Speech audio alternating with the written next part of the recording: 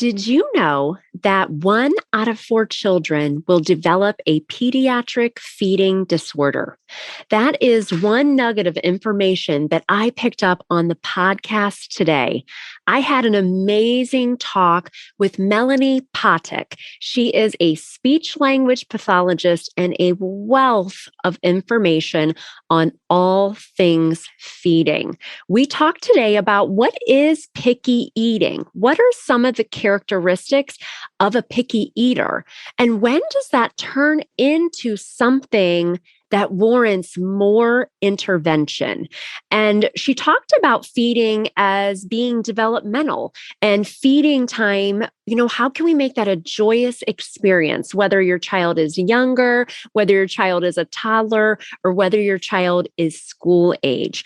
This is an amazing episode filled with bite-sized nuggets that you can take away and either use with your own child or share with your clients.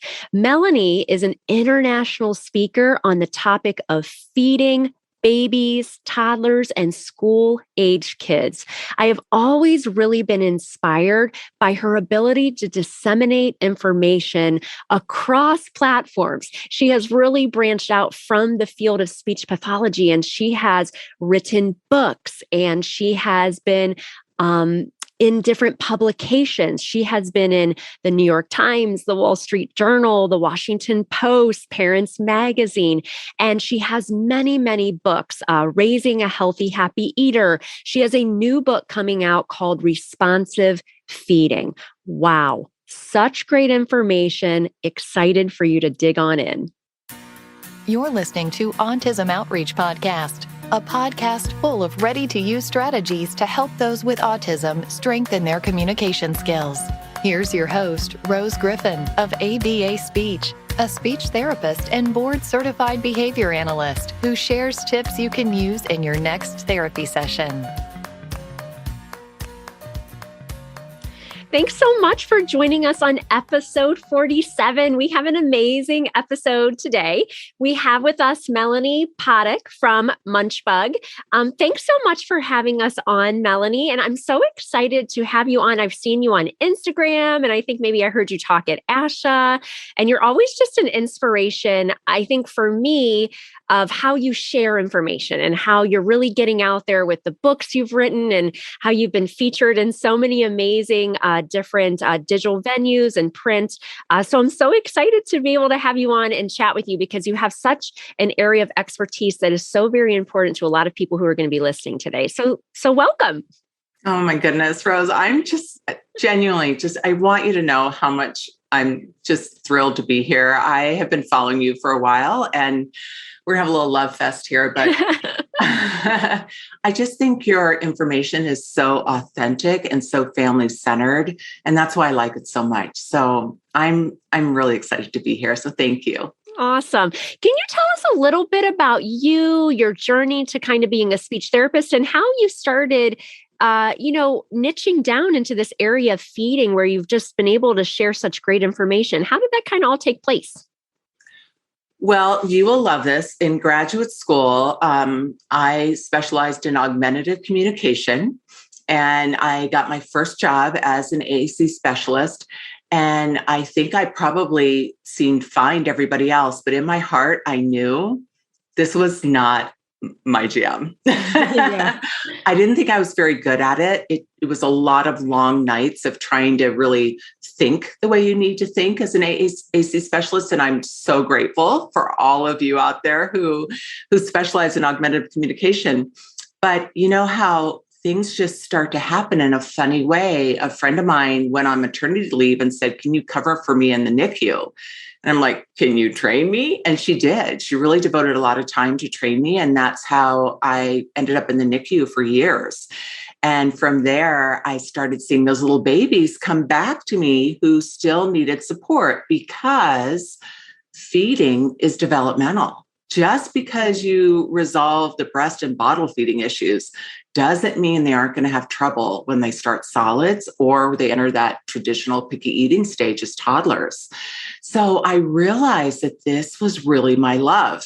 And where it stemmed back to was I had my own very adventurous eater. My first daughter was an amazing eater, and I thought I was so good at this. And then I got my second daughter, and she was very, very picky. And I thought, I don't know what I'm doing.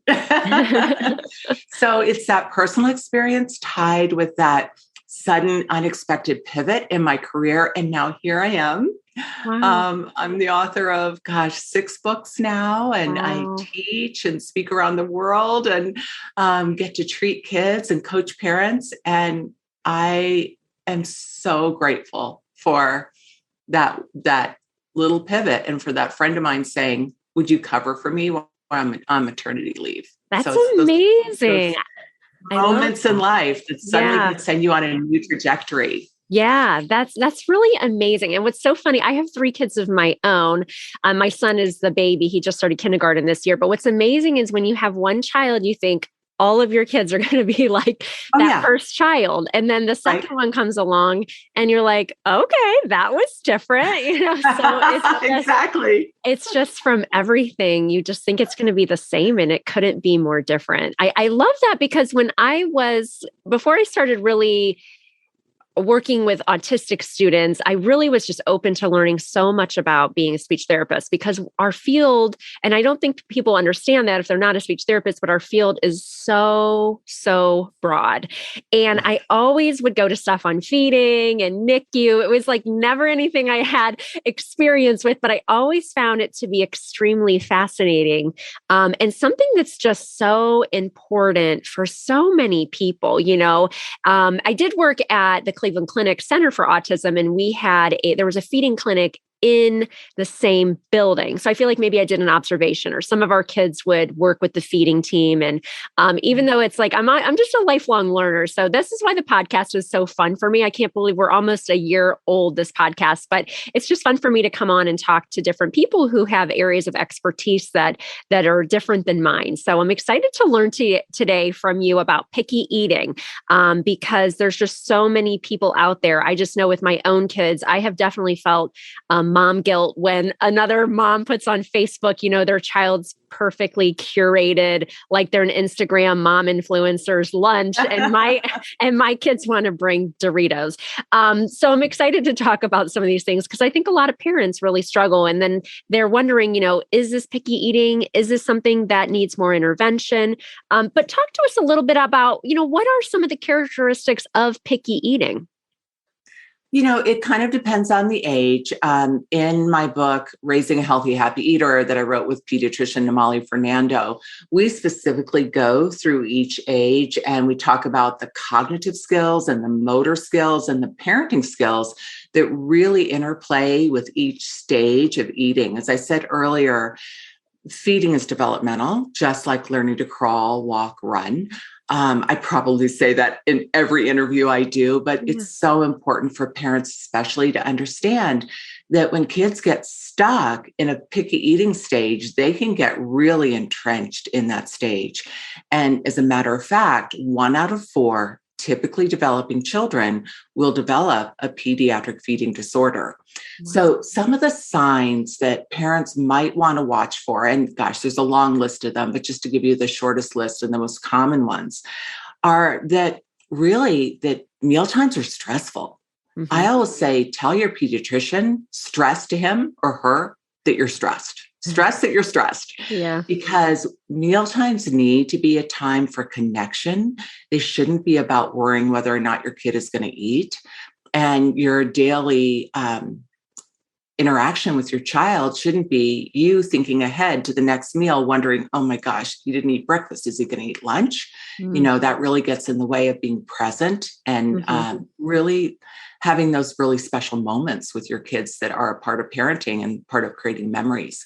So specifically, some of the things you want to look for is if your child is really rigid about food. I think rigid's the best way to think about it.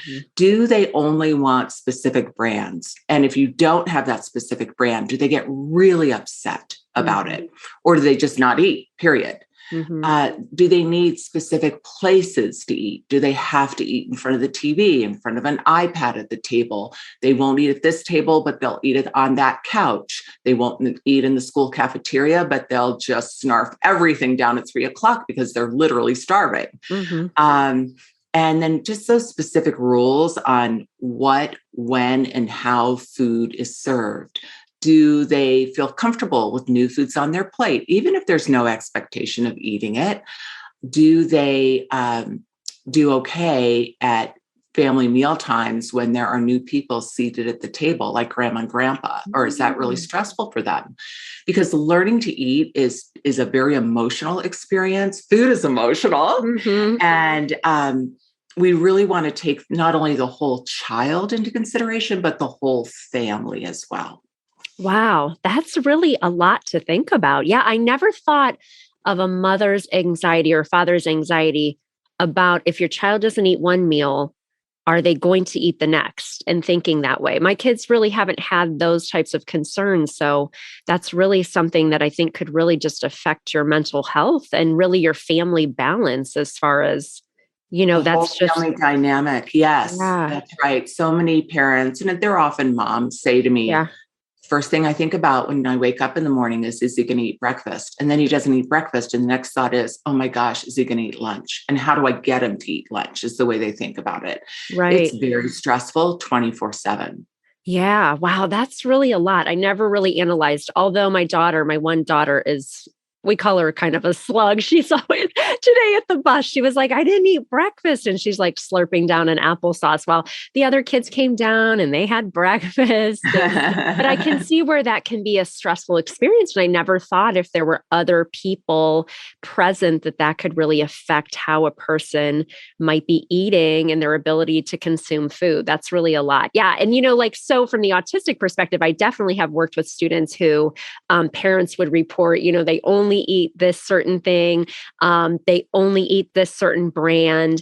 And some of the things we would try to do is just eat the same food, transition to different brands, because now, especially with COVID and the pandemic, I can assure you that a lot of parents are probably really struggling because my husband does the grocery shopping and he'll say, they literally did not have what the kids typically want for snack, and so the Right? kids, Yeah. yeah, they can't The believe supply that. chain issues are really impacting these families in more Yeah, ways than one. right. And when your kid only eats one brand of chicken nuggets and they don't have those on the shelf, that you panic.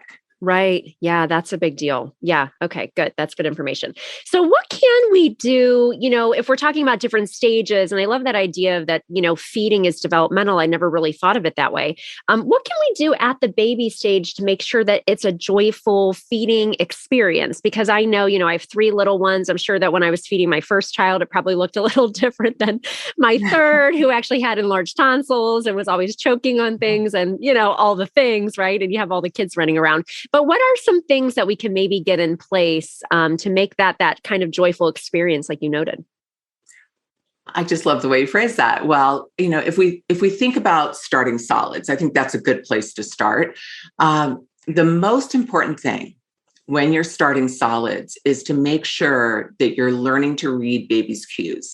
And we start solids at about 6 months. So by now, we have a pretty good idea of how baby's communicating, and it changes month to month. So learning to read baby's cues for hunger and for satiety, or I'm all done, right? Mm-hmm. And also really learning that feeding isn't always about eating. Feeding isn't always about eating. Feeding is a dance. It's a relationship.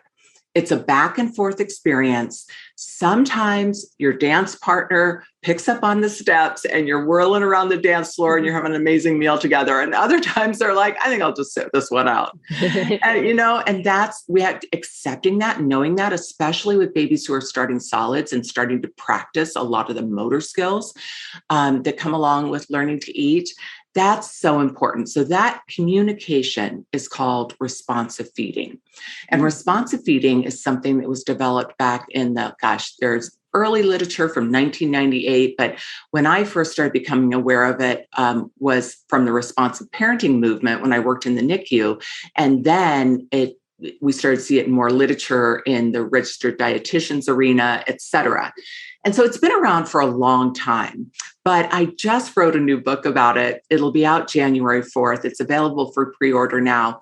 And Rose, I swear, I said I'd never write another book. I'm done. I'm like, I want to pick your brain someday about that. That's on my hashtag life. A lot of the things you've accomplished, they're on my life goal list. Okay, I love it. Yes. But you just had to, right? You just had to write this book. Is it behind you? Is it that one, Responsive Feeding? Yeah, it's right behind over my shoulder here, Responsive Feeding. And it's called Responsive Feeding, the baby first guide to stress-free weaning, meaning weaning onto solids, right, healthy eating, and mealtime bonding. And the most important words there are mealtime bonding. Yeah. That's what this is about. That's what speech therapy is about. That's what communication is about. So that's what was sitting on my desk for over 2 years now. I had the draft. I was ready, but I needed to put it together formally. And I was like, I don't want to. I'm tired. It's a lot. And then the pandemic hit. Yeah. And my entire speaking schedule, I don't know, I think it was over 12, 13 cities all around the world, got canceled. And I kept staring at it going, okay, I guess I'll write that book. So I got it accepted at my publisher and it'll be out January 4th. And the reason why is because of the question you just asked. What's the best thing we can do for babies and young toddlers to help them develop a joy for food? And the best thing we can do is understand how kids communicate and respect those cues and help them learn to communicate more over time. Yeah. So it's basically all about speech therapy tied into feeding, responsive feeding. Oh, I love that. That's so very interesting. Yeah, good to know. Because I'm on some parenting podcasts. I do a lot of guesting, so I will keep that. I will keep that in mind. I think a lot of people would be interested in that, especially if this picky eating and borderline having a feeding issue is really causing a lot of, family imbalance and a lot of stress. I never really analyzed it that way, just because it's not an area, that I've really dealt with on a personal level. But I can see how it's just like when you have a concern with food on any level for any age person, that can just consume your whole being and your mental state. And your question about what do we do for babies, 6 months up to age 3 is the most important time to develop that love for food. And then from the preschool years, that's when we really start to foster even more interest in fruits and vegetables. And don't get me wrong, Rose, because give me a cookie anytime. I'm a dessert girl. I'm not saying we got to just eat fruits and vegetables, but eating a wide variety, we develop those skills from 6 months to age 3. Oh, that's interesting. So then what would recommendations be? Like, I was always kind of holding my breath when my kids go for their well visit, and my doctor, who I love and adore, Dr. Zach here in Ohio, says, "So what's your favorite food?" And I'm like always afraid my kids are going to be like, Oreos, Pop-Tart, because that's like really what I kind of grew up, having desserts in my home. I had there were 4 kids in the house, and my mom and dad worked, and, we were well nourished, but, we had a lot of processed food in our home. And so, they never have said that at the doctor, fingers crossed. But you know what? I've done different things, but I'm curious, if we do have our own toddler, could you talk about toddler and school age as far as if we feel like our child, has some of these picky eating characteristics, what are some things that we can do at those different ages to just be getting ahead of this? Well, one of the things we have to keep in mind with toddlers is go back to infancy, that first year for a second. That baby is growing like crazy, right? Yeah. Every time you turn around, they're growing out of another outfit. It's right. I can't get over how fast they grow in terms of both height, even though they're mostly laying down, and their weight. It's really, really fascinating. And their brain growth as well. So as parents, we get in this mode of, oh yeah, feed them, grow. And then about 18 months of age, suddenly things really slow down. So after baby's first birthday, they don't grow as rapidly. They grow well, they grow steady, but it's nothing like the first year. So we have to change our mindset. And then what happens is right between 18 months and age 2, growth slows down even more. And here we had this kiddo who was eating anything and everything. And now they're like, no, And that's the other problem. 2-year-olds have now discovered the power of no. Yeah. So from a cognitive standpoint, we got a little 2-year-old with very strong opinions, and they're supposed to say no. It's part of their cognitive development to figure this out. And we also have a kiddo whose growth is slowed down, and that means their appetite also slows down. So we're keeping that in mind. But what can we do, even though all of that's going on and is supposed to be going on? What we can do is watch for those red flags that we talked about earlier, but continue to offer a variety of safe food, meaning we don't want anything chokeable or anything too advanced, of course. Right. And only offer about a tablespoon of new foods on your toddler's plate. And if you're going to offer something you know he loves, don't offer that much of it. Maybe, 4 to 6 tablespoons. They can always have more. And it's never contingent upon take a bite of your green beans and then you can have more chicken nuggets. We never do that. Right. But it's more a matter of exposure. Hey, these are green beans. I put 2 green beans on your plate. Let's take them apart. Let's pick out the beans. Let's see if we can put one under our nose and make a mustache. Any way we can foster that interest and make friends with green beans.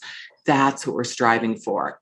But again, feeding doesn't necessarily equate to eating, and being okay with the fact that your toddler may eat absolutely nothing at lunch, or they might eat 3 or 4 bites, or they might chow down like it's their last meal. Right. You just don't know, and it's going to be okay. On my website, on my free toolbox tab, melaniepotock.com or mymunchbug.com, they're both one and the same. I know you'll have it in the show notes for everybody. But there is a free toolbox, and you can download over a dozen free downloads. And one of them is this hungry, not hangry schedule to know that about 18 months of age on up into school age, the kids really need to be on a regular meal and snack time schedule, because hunger is the secret sauce to eventually being willing to taste a new food. But even if they taste it, it doesn't mean they're going to love it. That's okay. Right. Rose, the number one thing I tell all of my parents is what we're going to learn here is that not every taste has to taste good, but it's still fun to taste. That's what we're learning in feeding therapy. Oh, I like that. Okay, that's good. Yeah, so we're trying new things, because I feel like my kids are pretty rigid and I try to do, when my kids were younger and maybe before I started my business, ABA Speech, I would be very consumed with, I still cook and stuff for my family, but in the evenings, I would be very consumed about my kids not getting enough vegetables. And it's kind of like the way, when you're talking about this, I think about I want my kids to be readers, right? They need to read 20 minutes a day. So I modeled that behavior because I'm completely always immersed in either books about speech therapy or books about business. I'm always wanting to learn, you know what I mean? And so I feel like I'm modeling that behavior. I'm encouraging them to read, kind of like the same way with food, where I do eat pretty healthy. I try to encourage that. I give them exposure. But there are some people who, and maybe you'll get into that, but I don't know what your thought is on putting pureed vegetables in something else.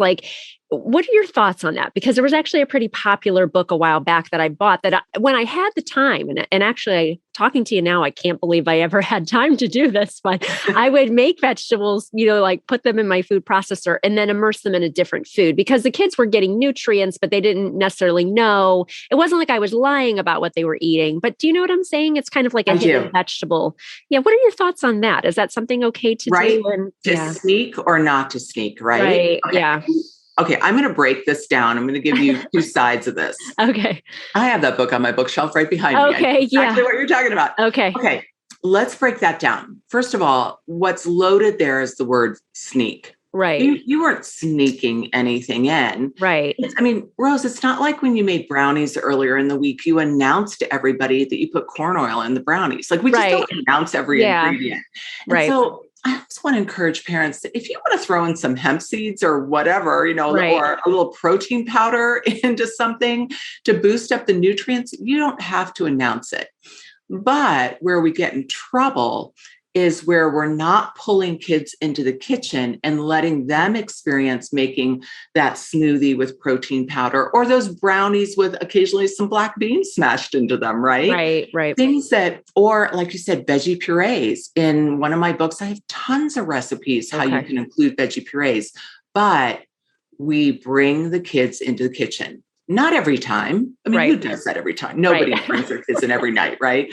But we try to do it as much as we can because, for example, one of my recipes has a chocolate pudding that has avocado in it. Mm-hmm. Well, if you start with that when the kids are little, how do they know every chocolate pudding doesn't have avocado in there? I mean, they're like, chocolate pudding always has avocado. That's their attitude, because that's the way we make chocolate pudding in our family. Mm-hmm. However, if you've got older kids and suddenly you decide to try black bean brownies, for example, and you've never made those before, and you end up making them on your own, the kids don't get a chance to be in there, they're at school or whatever. Here's the way I encourage parents to approach it, is that when you have the brownies out on the platter or everybody's having a little bit with dinner, I'm a big fan of serving a little bit of dessert with dinner. Mm-hmm. And they go to take a bite and you go to take a bite and they're going to say, oh, these are yummy, or, oh, these are great, Mom. Thanks for making these. That's when I would mention, you know what? These are really good. I wasn't sure because I tried a new recipe. These have black beans in them. And I was kind of skeptical, but I'm going to take another bite. I think I kind of like these. What do you think, guys? Do you like these better than the ones I made a couple of weeks ago? Or let's kind of rank them, like get a conversation going so that the kids are like, oh yeah, sometimes we put new things in different recipes, because that gets us out of that rigid behavior that we talked about earlier. And even out of some brand specificity. So many kids I work with only eat one brand, one blue box of macaroni and cheese. Mm-hmm. So it's all tied together. It's all tied together. But what gets in the way is that word sneak. Sneaking anything in. Right. Because I don't announce, the corn oil. I like that. That's good. See, you reframed it. I thank you for that. That's really good information. Such great information. So what would a parent do? We do have parents that listen to the podcast. If, their child has some of these picky eating characteristics, when does somebody seek more intense intervention for this picky eating? Or when does it kind of get into this, kind of danger zone where we might need to really get some help so the student has enough nutrition and, and all those different, and I realize it's behavioral and it's a lot more than just the nutrition aspect. But when should a parent seek intervention? Well, I'm going to give you some very specific examples. But again, I just want to preface it that if it's stressing you out, seek help now. Because the earlier you get support, the sooner you'll be on your way to adventurous eating. And it could be something as simple as, here's a few ideas, come see me in a month. Sometimes it's just a matter of sort of doing some gentle shaping on the family dynamic and we're on our way and everything's great. Mm-hmm. But the longer you wait, we have more unlearning to do. Mm-hmm. So to talk about some specifics around that, now that we're talking about toddlers, preschoolers, school age, right? Mm-hmm. So let's sort of focus on that 2 to 6-year-old set. If you're not seeing a change in your child by age roughly 3-ish, where you're starting to see light at the end of the tunnel, keep bringing it up to your pediatrician.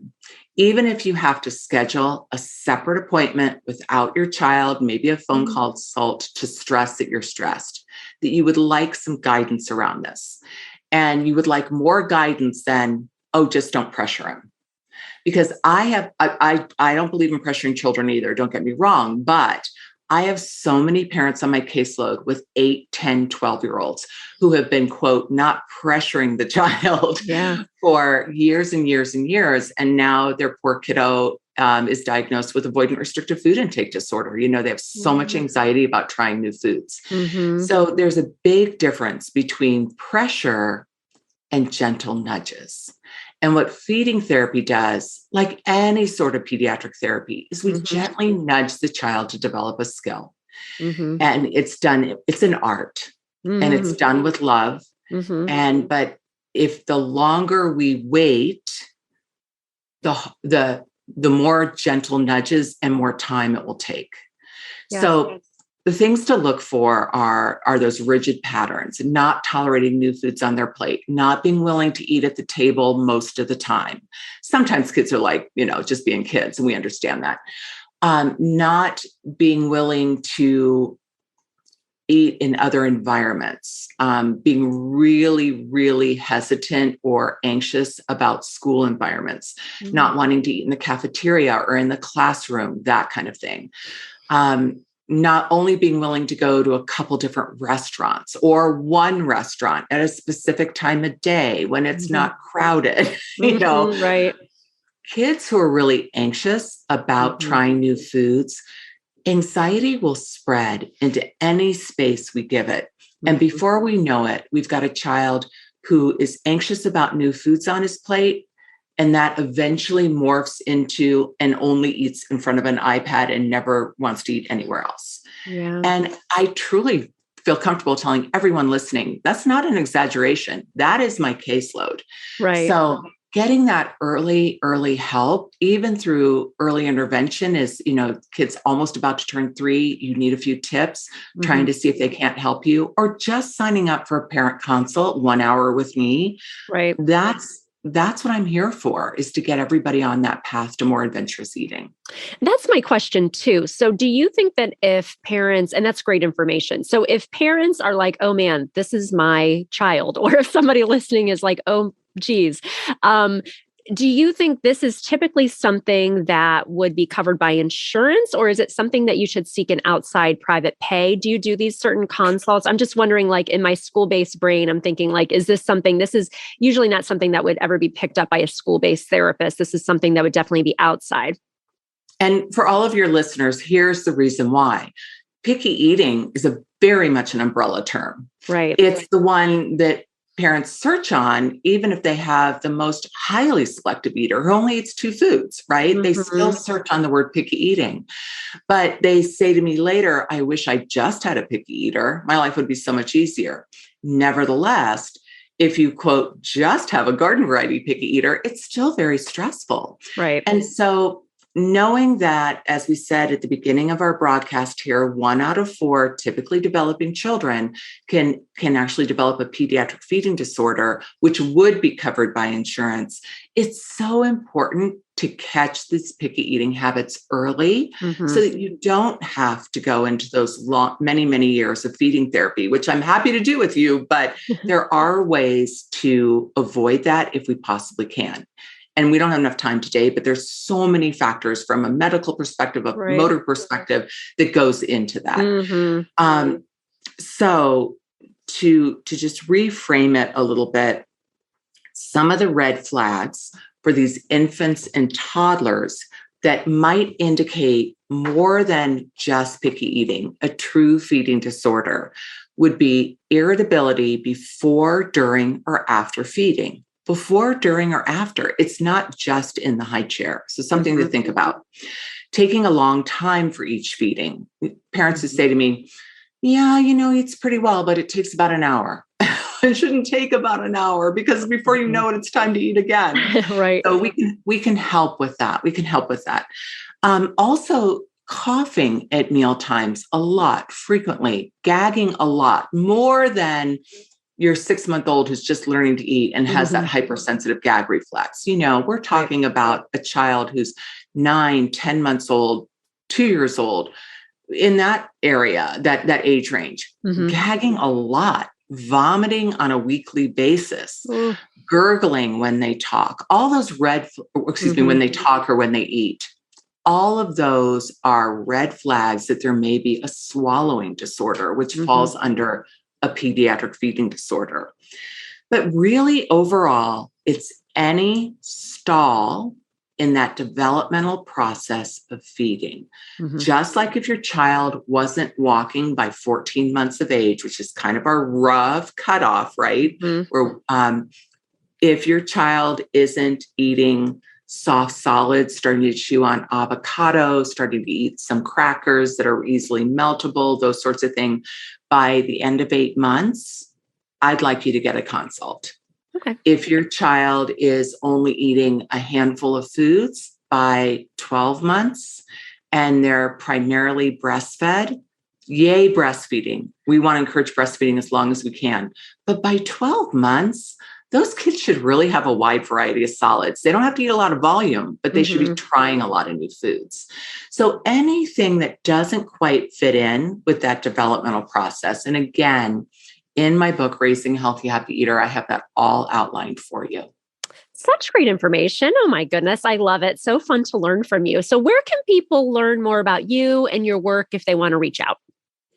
I'm at melaniepotock.com, Potock, or mymunchbug.com. They're the same website. Okay. I also have a YouTube channel with over 150 free videos for you. And one of the playlists there, Rose, since we've been talking about it, is how to talk to your pediatrician about this. Because we love pediatricians, but they are swamped. And right now, especially during the pandemic, they don't have a lot of time. So there's some good strategies there on how to really seek out their help and help them listen to the fact that you're stressed. Oh, I love that. Awesome. Well, thanks so much for joining us, and I'll see you soon. Thanks, Melanie. Hi, Rose. Thanks again. Bye. Thanks for listening to Autism Outreach. If you enjoyed the show today, make sure to subscribe so you don't miss an episode full of actionable strategies you can use in your therapy room. Write a review too. That would mean so much to me. I always love hearing from you. Have a specific topic that you want included on a future show?